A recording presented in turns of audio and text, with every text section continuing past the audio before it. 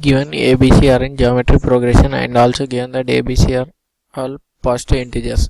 So if I say a and common ratio is r, then r will also be positive, because if a is positive and in order for b to be positive, their ratio b by a must also be positive. So the terms will be a, ar square. Now given that their arithmetic mean is b plus 2, that is a plus ar square by 3 is equal to b is simply ar plus 2.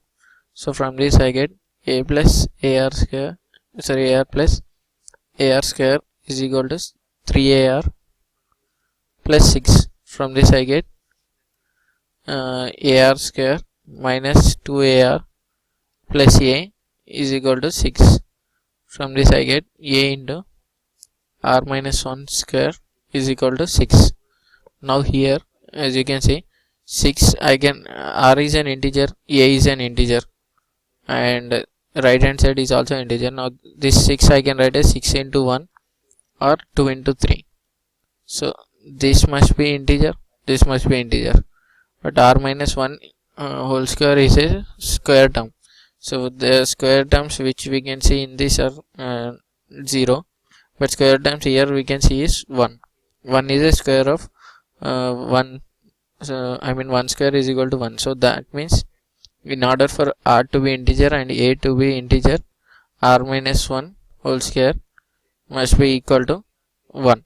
So that implies r is equal to 1 plus 1 is 2, and a must be equal to, so here I get a is equal to, so r minus 1 whole square is 1, that putting aside, here I get a is simply equal to 6. So a is equal to 6. Now in the question we are asked to find the value of a square plus a minus 14 by a plus 1, which will be 6 square plus 6 minus 14 by 6 plus 1. This is equal to 36 plus 6 minus 14 by 7. This is equal to 42 minus 18, 14 is 28, 28 by 7 is 4. So value of this thing is 4.